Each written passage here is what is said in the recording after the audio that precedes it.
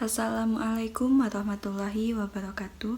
Perkenalkan, nama saya Suci Wahyuning Robi dengan NIM B1A121104 dari kelas C Prodi Ilmu Hukum Fakultas Hukum.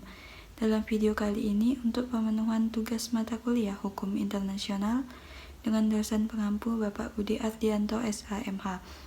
Dalam video kali ini saya akan menjelaskan tentang istilah, definisi, dan bidang kajian hukum internasional. Istilah hukum internasional, terminologi hukum internasional yang digunakan di Indonesia merupakan padanan dari istilah bahasa asing, di antaranya International Law Inggris, Droit International Prancis, dan International Rights Belanda. Istilah hukum internasional saat ini telah diterima secara umum untuk menggambarkan pranata hukum yang berlaku dalam hubungan internasional.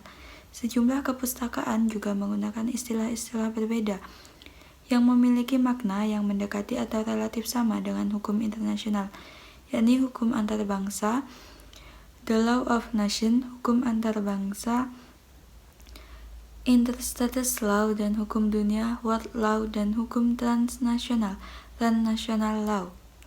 Kemudian yang kedua adalah definisi hukum internasional. Menurut F. Sugeng Istanto mengemukakan definisi hukum internasional dalam suatu rumusan membedakannya dengan hukum perdata internasional, sekaligus menolak pandangan bahwa hukum internasional hanyalah merupakan moral internasional saja.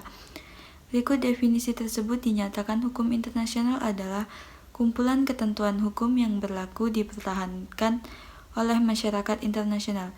Kemudian menurut Jawahir Tantowi memberikan ulasan mengenai ruang lingkup hukum internasional sebagai suatu peraturan hukum yang memiliki cakupan yang cukup luas. Hukum internasional terdiri dari prinsip-prinsip, peraturan-peraturan, dan kebiasaan internasional tentang tingkah laku negara-negara dalam hubungan internasional yang terikat untuk mematuhinya dan melaksanakannya. Selain itu, hukum internasional mencakup peraturan-peraturan hukum tertentu terkait antara individu-individu dengan subjek hukum non-negara, non-stated entities, dan aktor-aktor negara yang baru, new state actor. Analisis terminologi hukum internasional dapat dilihat pada uraian berikut. Hukum internasional merupakan seperangkat aturan yang ditujukan oleh pembuat dan dibuat oleh negara-negara berdaulat secara eksklusif yang dapat didefinisikan sebagai sekumpulan peraturan hukum yang sebagian besar mengatur tentang prinsip-prinsip dan aturan yang harus dipatuhi oleh negara-negara subjek hukum internasional dan hubungannya satu sama lain. Saat ini, hukum internasional telah mengalami proses humanisasi dan internalisasi, yakni perkembangan makna dan fungsi hukum internasional yang lebih mengedepankan perlindungan manusia baik secara individu maupun kolektif. Menurut Mokhtar Kusuma Atmaja dan E.T.R. Agus secara eksplisit mengemukakan bahwa definisi hukum internasional publik untuk membedakannya dengan hukum perdata internasional.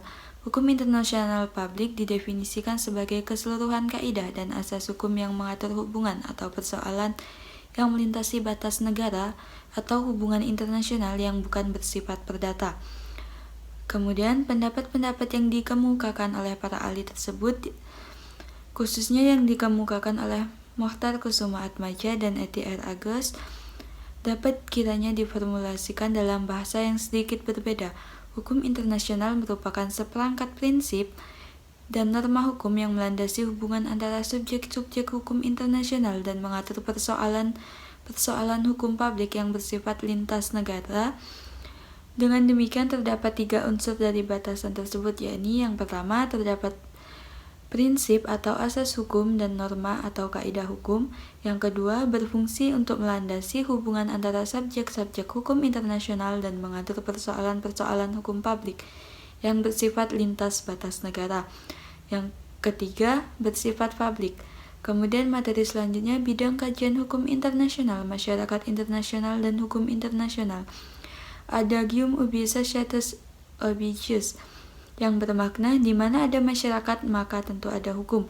Juga dapat berlaku dalam hubungan internasional. Terdapat 5 nilai dasar sosial yang biasanya dijaga oleh negara-negara dalam hubungan internasional, yakni keamanan, kebebasan, ketertiban, dan keadilan dan kesejahteraan.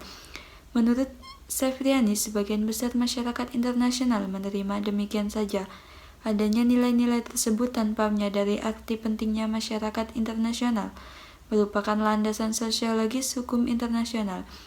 Eksistensi masyarakat internasional diindikasikan dari adanya banyak negara di dunia yang memiliki hubungan di berbagai bidang yang bersifat tetap dalam suatu kehidupan bersama yang sederajat dan saling membutuhkan. Hukum internasional kemudian mendapatkan tempatnya karena untuk menertibkan, mengatur, dan memelihara hubungan internasional dibutuhkan hukum guna menjamin unsur kepastian yang diperlukan dalam setiap hubungan yang teratur.